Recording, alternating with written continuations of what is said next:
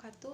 Saya Desi Nurhamidah, NIM 1808206015, kelas A, Hukum Tata Negara semester 6, akan mempresentasikan materi mengenai administrasi pajak. Pertama, teori dan pembukuan pajak di Indonesia.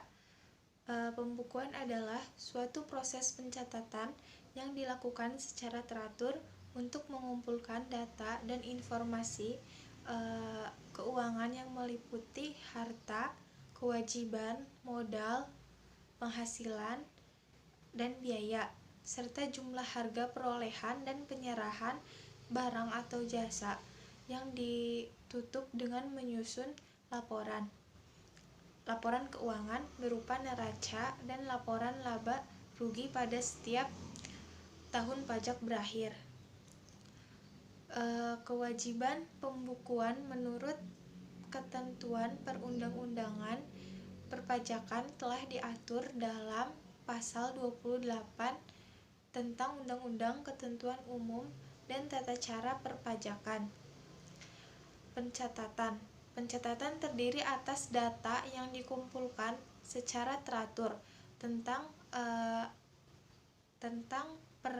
peredaran bruto atau penerimaan penghasilan sebagai dasar untuk menghitung jumlah pajak yang terutang, termasuk penghasilan yang bukan objek pajak atau yang dikenai pajak yang bersifat final, buku catatan dan dokumen yang menjadi dasar pembukuan atau pencatatan, dan dokumen lain termasuk hasil pengolahan data dari pembukuan yang dikelola secara elektronik atau secara aplikasi online, wajib disimpan selama 10 tahun di Indonesia, yaitu di tempat kegiatan atau tempat tinggal wajib pajak orang pribadi atau di tempat kedudukan wajib pajak badan.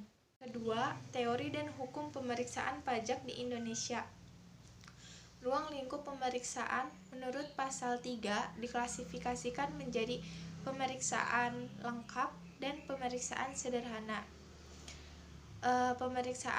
Yang pertama, pemeriksaan lengkap yang dilakukan di tempat wajib pajak atau lapangan yang meliputi seluruh jenis pajak untuk tujuan lain dan tahun-tahun sebelumnya, yang dilakukan dengan menerapkan teknik-teknik pemeriksaan yang lazim digunakan dalam pemeriksaan pada umumnya.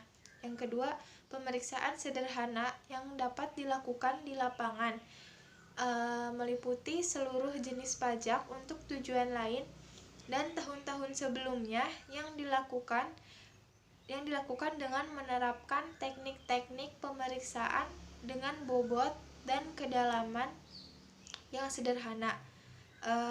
Dengan demikian, pemeriksaan ini adalah salah satu alat untuk menyukseskan sistem perpajakan self-assessment, pemungutan pajak dengan dasar self-assessment sistem menunjukkan adanya kemandirian wajib pajak untuk mengisi, menyetor dan melaporkan pajak terutang tanpa intervensi dari petugas pajak.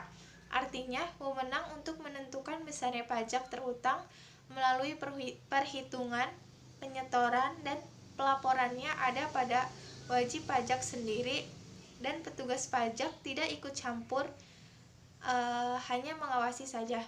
Jadi interaksi wajib pajak dengan petugas pajak pada pelaksanaan self-assessment system mungkin belum terjadi karena pemberian wewenang kepada wajib pajak untuk menentukan sendiri besarnya pajak yang terutang. Namun kalau terjadi pemeriksaan pajak, mulai ada interaksi antara wajib pajak dengan petugas pajak. Yang ketiga, sanksi administrasi bagi wajib pajak. Dalam rangka penegakan hukum, perundang-undangan di bidang perpajakan diatur pula mengenai sanksi.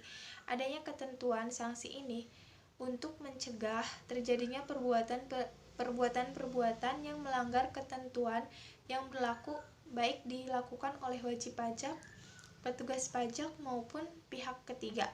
Pajak merupakan sumber dana yang besar bagi pembangunan. Oleh sebab itu, dalam rangka mencegah terjadinya kejahatan di bidang perpajakan, diperlukan adanya sanksi sehingga kebocoran dan sektor ini dapat dihindari.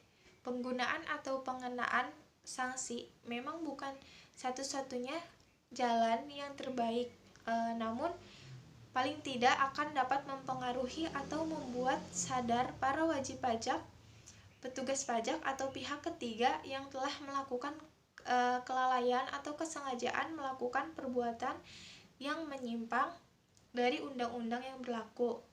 Berdasarkan Undang-Undang Nomor 28 Tahun 2007 tentang perubahan ketiga atas Undang-Undang Nomor 6 Tahun 1983 tentang ketentuan umum dan tata cara perpajakan, dan Undang-Undang tentang pajak bumi dan bangunan serta Undang-Undang tentang bea materai,